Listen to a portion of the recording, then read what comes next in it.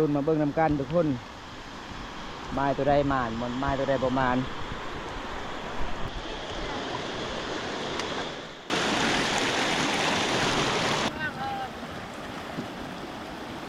นำกันคนวาสิมานเนาะมันนี่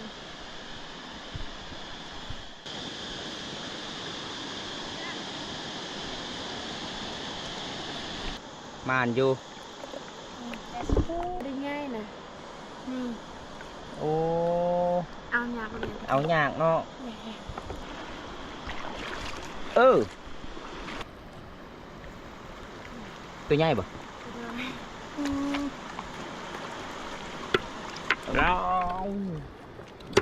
สุดยอดเลยอ๋อโอ้กว่า10 โตเลยเนาะนี่สุดยอดสุดยอดโอ้โห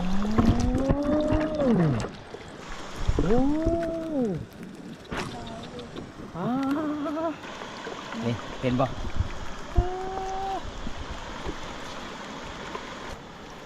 นี่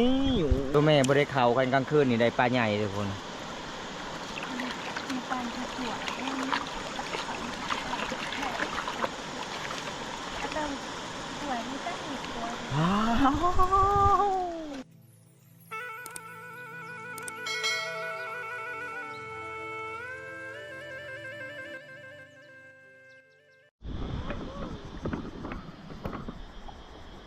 ก็สบายดีทุกคนสบายดีบรรยากาศยามแรงๆทุกคนเลยวันนี้ไปได้ลาปลาคือเก่าทุกคนไปกับเช้าสุกคือเก่าตอนนี้ฮอดเวลาประมาณ5 โมงแรงเลยทุกน้องเลยหลังจากพ่นเสาตกเมื่อวานเมื่อคืนนี่ก็เลยทำมื้อนี้เฮากะสิไปลาปลามันออกลายชาวบ้านเราทุกคนก็เลยมื้อนี้เฮากะสิไปหาคือเก่ากับเช้าสุกกินได้ก็ไปติดตามชมกันทุกคนเลยสิมาหรือบ่พี่น้องเช้าสุกเพิ่นกำลังสิพายเรือเด้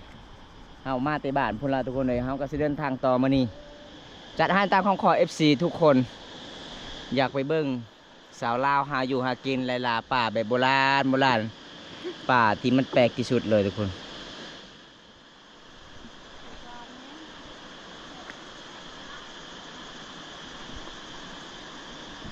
ได้หรือบ่พี่น้องฝนตกประมาณ2 วัน 2 คืนในเมืองน้องเฮาก็เลยนำมันก็สิเป็นใหญ่ๆนี่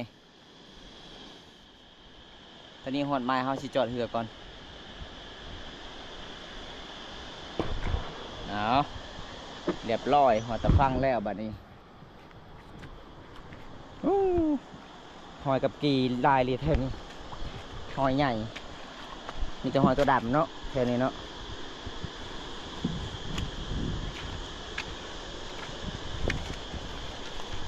สบายดีสุดสบายดีๆย่างเจ้าวันนี้คือสิหน้าตาคือสิอยากให้ก็จะเป็นยังไม่ได้เป็นยังเมื่อยเป็นยังเมื่อยนะคายเหือ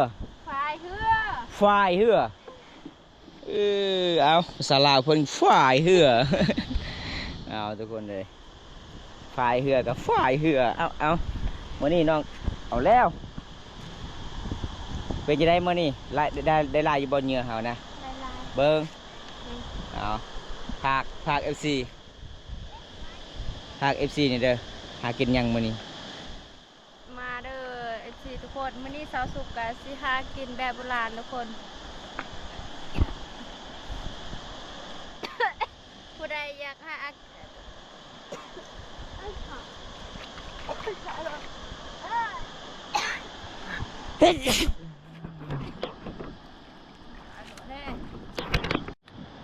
าทุกคนตอนนี้สาวสุกกะสิไปซุ่มเมียก่อนทุกคนเอาดินทรายมาใส่กะเพิ่มเอาดินทรายมาใส่กันยังห้ำ เอาดินทรายมาปนกับห้ำโอ้เอาวันนี้สีม่านเลยบอกพี่น้องเลยครับบ่ได้ปลาก็จะได้ปลาผ่ามีบ่เท่านี้บ่มีแต่ปลาเลยบ่มีมีแต่แบบตุ้มๆน้ำห้วยน้ำห้วยมีบ่ปลาผ่านะเอาทุกคนตอนนี้น้องสาวสุกเพิ่นก็สิไปชมเหยื่อก่อนเลย แสดงว่ามื้อนี้เป็นชุดใหม่เนาะชุดเก่าคาดเลยบ่เสื้อเจ้านะเอามื้อนี้น้องก็สิเป็นชุดใหม่ถ้าบ่มานมื้อนี้ก็คือเจ้าสินุ่งเสื้อแดงในบ่มานเลยปกติจะหากินม่านตลอดเลยเอาทุกคนตอนนี้สาวสุกเพิ่นก็สิปรุงแต่งเหงื่อก่อนเลยทุกคนเลยมาสีม่านหรือประมาณมื้อนี้น้ำมันเริ่มใหญ่เริ่มขึ้นแล้วเพราะว่าฝนตก2 วัน2 คืนทุกคนในมุ้งน้องเฮา ไปเขาเริ่มกัน ไปเลยทุกคนเลยเราเบิร์น้ำกันโอ้มื่อนี้บรรยากาศเย็นลายเลยทุกคนเลยน้ำมันเริ่มลายเลยแถวนี้พี่น้องเห็นบ่ขันซ่อนกุ้งกลางคืนน่าสิได้หลายเนาะ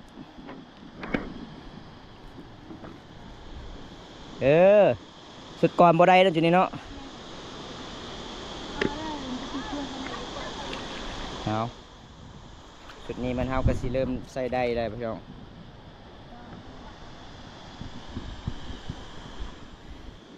ตั้งแบบนี้เดี๋ยวทุกคนนี่หาอยู่หากินเดี๋ยวทุกคน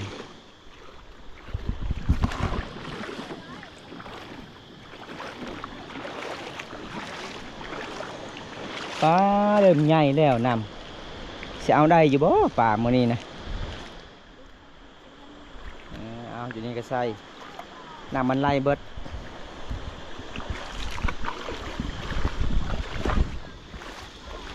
นี่เด้บ้าววันนี้ป่ะใส่อยู่นี่เพิ่งตะคนเขาเจ้ากำลังยิงป่าทางโน้นพี่น้องเอ้ยผู้ชายเขาเจ้าดำยิงป่าเด้อ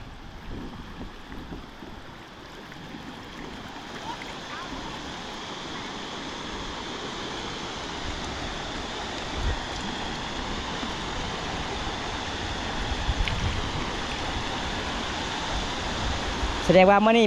มีหลายมาอยู่เนาะได้ใส่เนาะเอามารุ่นมาเบิ่งนำกันทุกคนไม้ตัวใดมานมันไม้ตัวใดประมาณ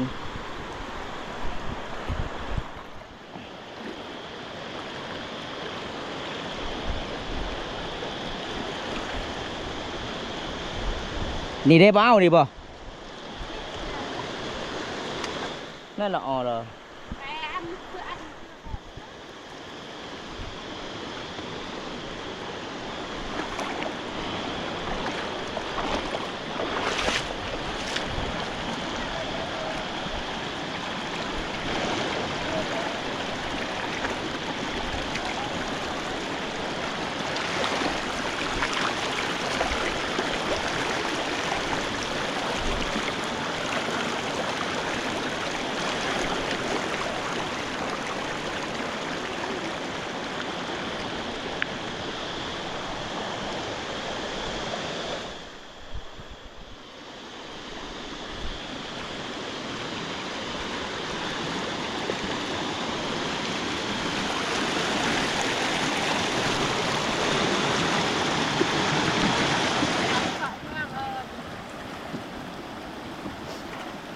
ไม่เลยจักบอลเลยจะใส่นะ ไล่บอลแล้ว ไล่บอลเด้อเอาไปเบิร์น้ำกันเด้อทุกคนน้ำมันเริ่มใหญ่อันนี้มันก็เจ้านอนตามซีเด็กเขาเจ้าใส่มองแล้วก็นั่งพานอนเฝ้ามองเลยทุกคนเขาจะมาเยี่ยมมายามมองเจ้าต้องนอนตามซีหาอยู่หากินเขตชนบทนี่เด้บ่เอานี่บ่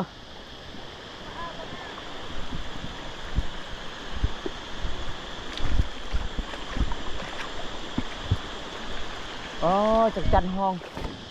โคตรลายเลยทางนั้น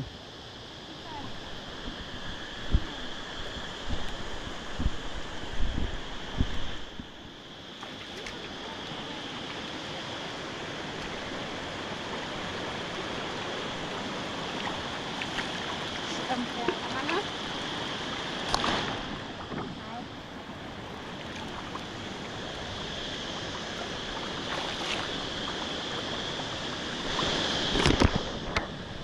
เอาทุกคน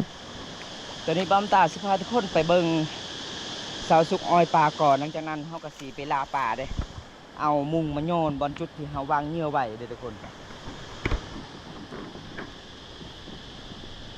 หากินแบบนี้เขาก็บ่ได้ใส่หมองเด้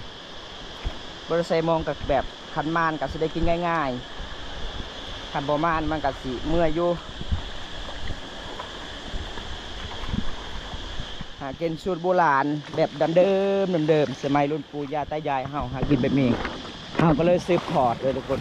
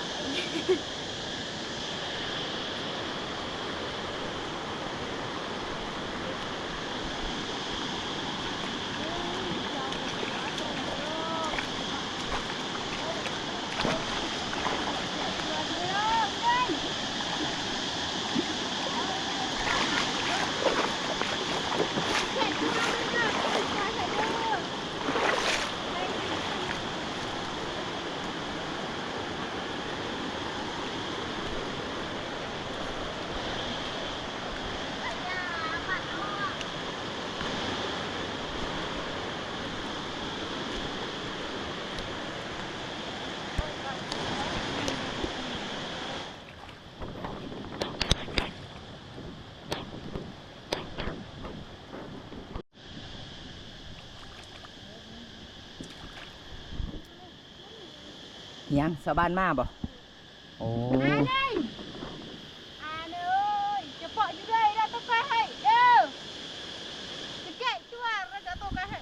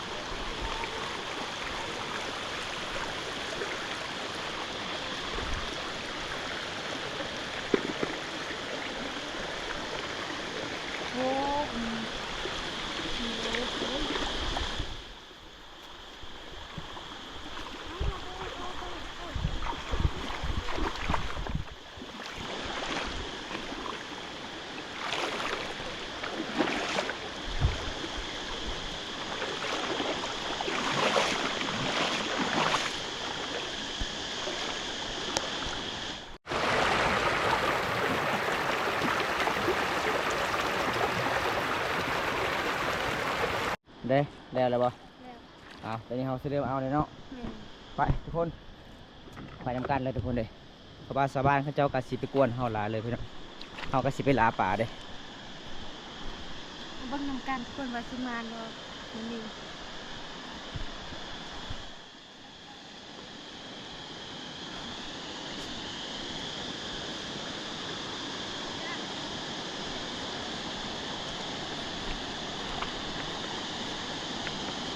เป็นยังไงมานอยู่บ่น่าสิบ่ได้ปลาต้องมานี่เนาะสบานกวนหลายลูกตาคือแบบนี้จะว่าอะไร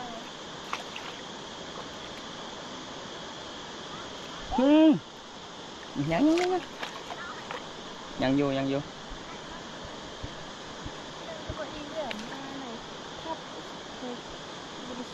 ติเอายากเนาะนำใหญ่เนาะมาได้ทุกคนเลย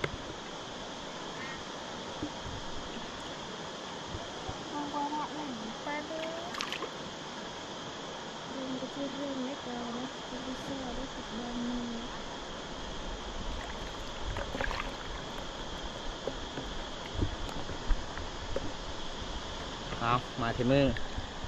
ได้3 โตแล้วทุกคนมาเบิ้ลน้ำกันนี่ทุกคนเลย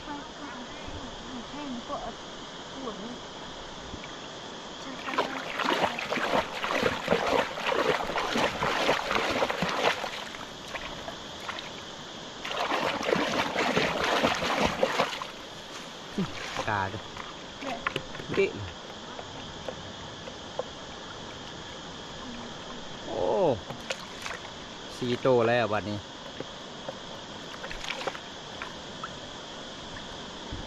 ตัวให้ไปยืนจบจนกว่าแล้วมันได้มาหนึ่งเดียว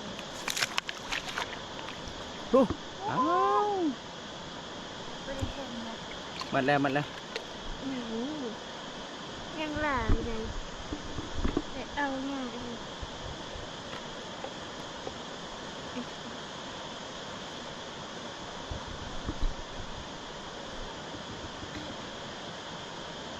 รับแต่จนแกงกันมาใหม่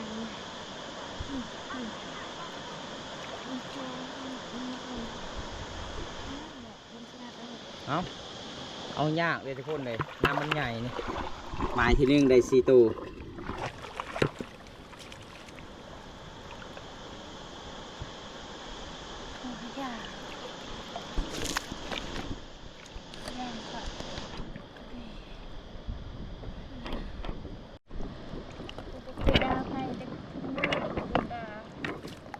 เอาทุกคน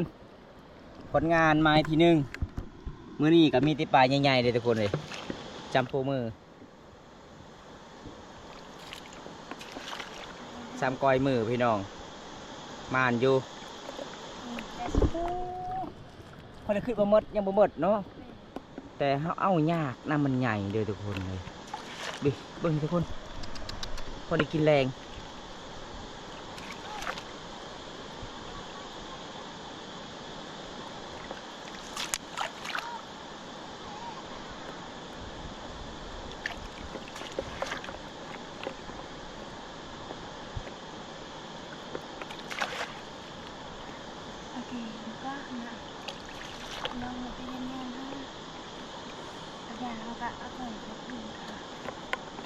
อะไรก็มาอ้อมิดเลย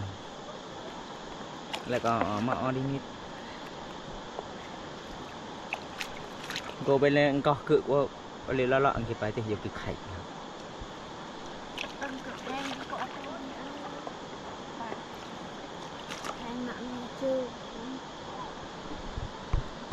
มาแล้วไปปลาบ่โอ้เขาเอาได้หลายเถอะจุดนี้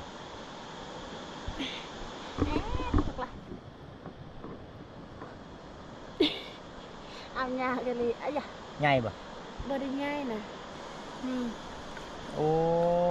เอาหญ้ากันเลย เอาหยากเนาะน้ำมันเลิกก็เลยเอาหยากเลยทุกคน เอาหญ้าแล้วก็แช่กับเอาไปโอเคค่ะตัวจะปล่อยอยู่เลยมันมากระตากกันออกมาเลย มันเลย หมดแล้ว ไป ป้านหอย ยายปล่อยหอยปล่อยไปคนเฮ้ยจะไปทำไมว่าเขาเจ้ากระสิบไปใส่หมองนี่เอากระสิบไปรุ่นลานะครับทุกคนเวลาไปเมื่อได้ต้องก้มแบบนี้แหละทุกคนเลยหาอยู่หากินเลยบอมตาสิเป็นแหล่งสาวสุก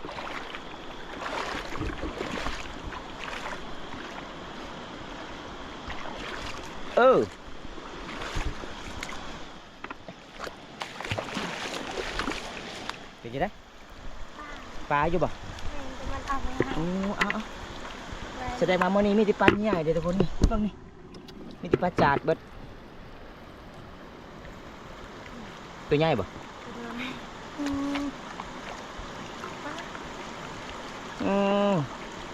มาที่สองตัวเลย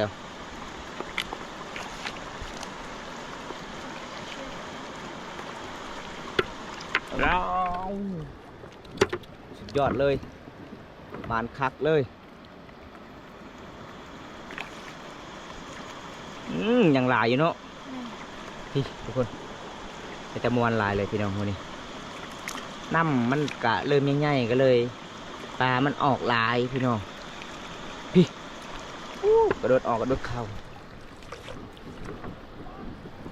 นี่ตกเลย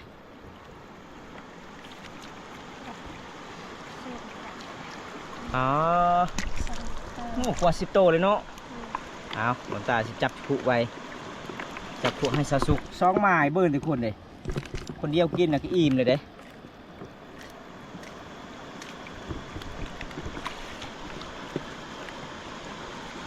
นี่ สุดยอดสุดยอดคันที่ใส่กับขนมปังโจโซนี่น่าจะมีปลาหลายเดี๋ยวทุกคนก็น่าใส่ห้ำกับดินสายปลาก็ยังเข่าซัมนี่สุดยอดเลยฝีมือซาสุกหากินแต่ไม่ใส่เรื่องง่ายๆเดี๋ยวทุกคนโอ้ว้าวเอ้าทุกคนสองไม้ได้แต่ซัมนี่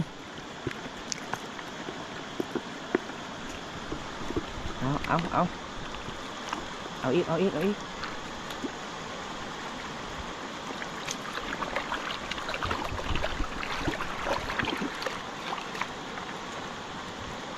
อ้สุดยอดซาซุกนี่สุดยอดเลยใครได้เอาซาซุกนี่บาสดาบุญเลยทุกคนสาวโสดยังสิงโอ้เป็นตะม่วนเลยทุกคนเลยเอาจมูกดังจมูกซาซุกนี่เริ่มใหญ่แล้วเปิดหาอยู่หากินมานเด้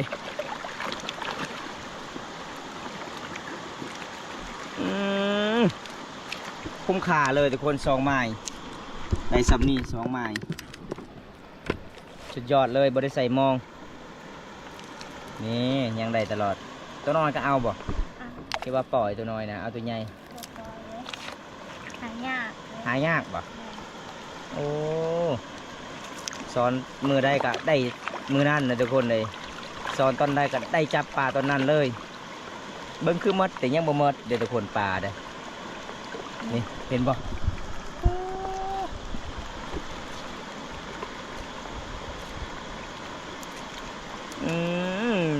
ม่วนพี่น้องเลย2 ไม้ได้แต่ซัมนี่สุดยอดเลย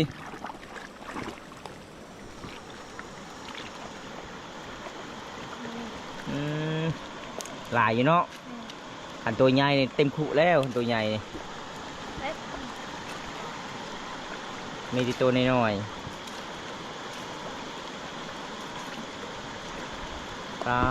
ปลาใหญ่ก็มีเลยปลาใหญ่พี่ยังเจ้าคือเอาปลาใหญ่นะผู้ดิปลาใหญ่ผู้เห็นปะมันออกทางพุ่นแล้วโอ้มันออกทางมุงจะเลยปลาใหญ่นะนี่โอ้อันนี้ลูกปลาเลยเนาะไอ้เนาะตัวแม่บริเขากันกลางคืนนี่ได้ปลาใหญ่ทุกคนอันนี้กลางเวนตัวแม่บริเขาติดลูกน้อยมันเขาติดปลาหน่อยปลาจ่า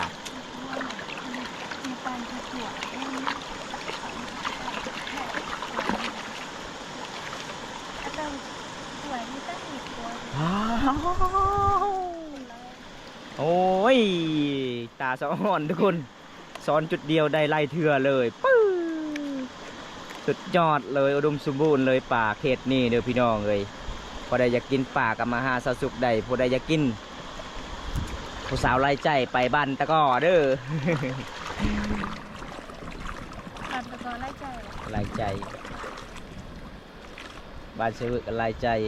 ยังจะคุ้นหูละโอ้ดอกเคยไปถ่ายคลิปนี่โอ้สอนเอาเลยทุกคนเลยสุดยอดเลย2 ไม้เบิ้งนี่ทุกคนปั๊มตาสิถ่ายให้เบิ้งตลอดเลยนี่2 ไม้10 เทือสอนก็ได้10 เทือละ3-4 โต5 โตเฮ็ดแบบนี้ให้ปลาบินหัวเนาะนี่เนาะให้ปลาเมาสิบวัดเลยเนาะมา10 บัดเลยทุกคนนี่ได้หน่อยเอาเริ่มมัดแล้วส่วนเขาเจ้ากัดสิใส่มองทางพูนทุกคนเขาเจ้าใส่มองเขากัดสิลาป่าทางพูนเมื่อนี้กับชาวบ้านมาหากินกันหลายบางคนก็ยิงป่าบางคนก็ใส่มองบางคนก็ซ้อนกุ้งทางพูนทุกคนเลยเป็นตามม่วนลายเลยพี่น้องยังไหนอยู่เนาะ12 เถื่อซ้อนก็ได้12 เถื่อเลยทุกคนเลย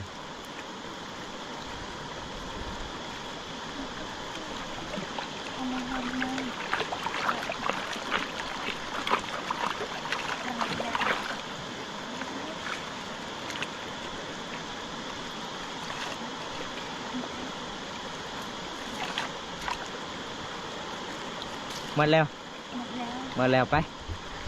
เอาไปเบิ่งไม้ที่3ต่อทุกคน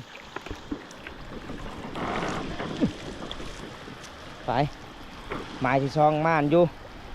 มาลุ้นไม้ที่3เป็นยังไงเด้อทุกคนเลย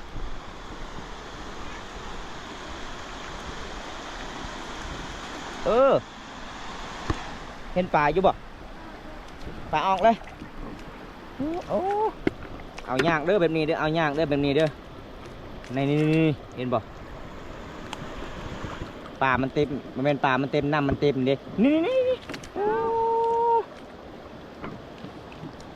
เอา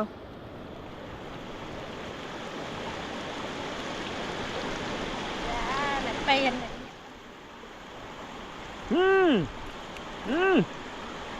สอนบ่ได้เป็นปาก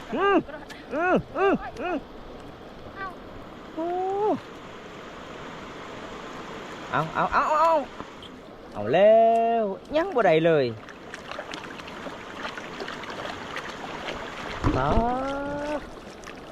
ออกเบิดเลยทุกคนเลย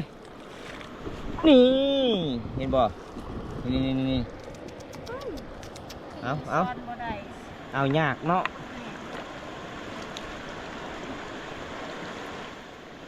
มาที่3นะปู้ ไปที่สองเจ้า มาที่3กับมานอยู่แต่เอาบ่ได้ทุกคนเลย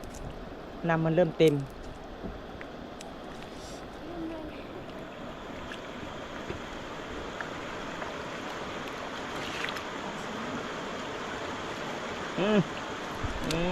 สามโต๊ะ มาไม้3กับมาน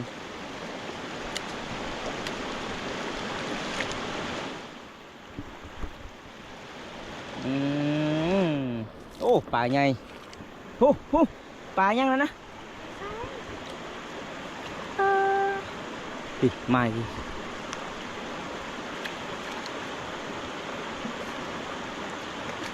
เบิดเลยบ่ น่าแต่เอางาน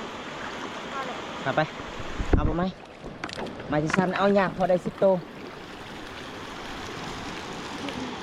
ไปทางไหนปะนี่ไปทุกคนมาลุ้นน้ำกันเลยทุกคนเลยไม้ต่อไปไม้ที่4